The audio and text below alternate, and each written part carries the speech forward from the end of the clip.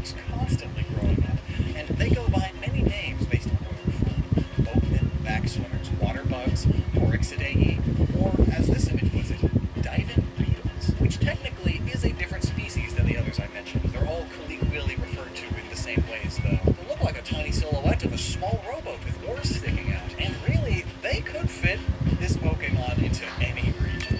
These common bugs are found in small bodies of water across the entire globe, but it's the Dinoskye that's found most commonly in Europe, and it's visibly the closest to these Pokemon. It's even dark red like the Pokemon's accents. It's even got the thick back feet and the tiny little upfront legs. It's pretty cute. And interestingly, this Pokemon reverses the real-life evolution or metamorphosis that these bugs do. I've been showing you them as adults, but their larvae are often called water tigers. They have more of the elements we see in this Pokemon's evolution. Mainly the more upright body plan, the longer legs, the hunting method being the same that this image notes the Pokemon doing. And even its large mandibles are going the same route as the horned chameleon's horns earlier, being turned into a big skin. Some even have this separate, more beetle-looking segments on top, just like this mon's body being two segments on top of each other. These water tigers breathe through their butt also, which this upper right note says is how this Pokemon uses the big, long, red tube. It sticks it just above the water surface to breathe. It's like a snorkel to go along with its goggles. This image itself refers to the Evo as a water mantis Pokemon, which, well, there you go. Its eyes look like goggles, it's got the snorkel butt, and it's got the two big mantis grippers to catch prey. It's perfectly mixing these two insects, which is really cool. So why was it good? Well, no obvious reason this time. It may have just gone the way many beta Pokemon. Its job was filled by other, better scientists. Or it gets saved and reworked for a future generation. The ideas that led to this Pokemon could have also led to Galaxicon and or Arachnid the very next generation. It could simply have been that they didn't want a big bug water type just yet.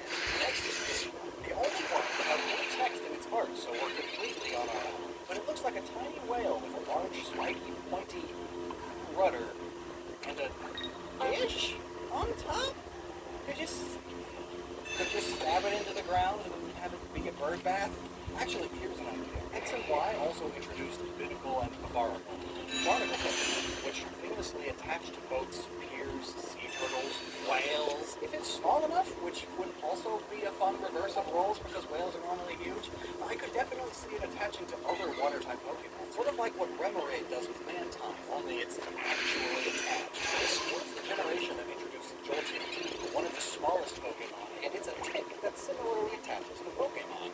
They didn't want to introduce too many Pokemon that do kind of the same thing, or maybe this design idea is just a bit too silly even for Pokemon. If it is a whale, it's definitely in the more cartoony, generic sense, rather than a specific species. Though, maybe it could be a big whale, the most common whale in the oceans around Europe.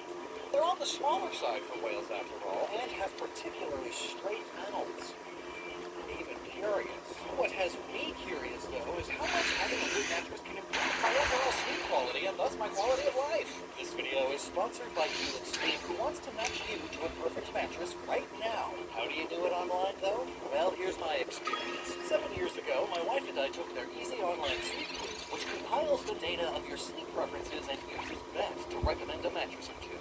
We were recommended and thus chose the Helix Midnight Plus with its medium support feel and a cooling cover, which helps dissipate excess body heat away from the mattress, which I love tremendously. I grew up in a desert and I am sick of heat. Then, through the free shipping, it came to us, vacuum sealed in an easy-to-move box, so setup was simple. And the cat, oh yes, Sasha, my beloved, she likes the box. And the mattress too, especially when there's treats on it. We've been sleeping a lot better now. Simple as. We got their 100-night sleep trial to make sure we loved it, but I think we settled on we absolutely do only a week or so in. You spend at least a third of your life bed rotting, sleeping, so you should be happy with your place.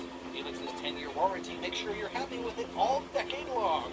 And did you know you can get 20% off by going to helixsleep.com/lockstem? You can use the money I saved you to buy eggs, and then wake up from the best sleep you've had in a while and eat them for breakfast. It's almost like I bought you breakfast. You're welcome, and the link is at the top of the description. Now how about this spooky skull-wearing angry bird? Why are its feet like boots? I don't think we'll be able to get to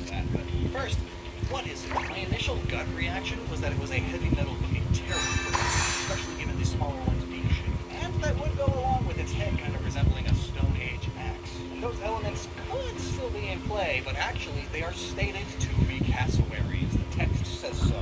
Fire-eating cassowary Pokemon. And it's got the right colors, the right amount of toes, and it's also flightless and has a wrinkly, non-feathery face, and of course, the all-important pin crest and neck dingly danglers, which are called wattles.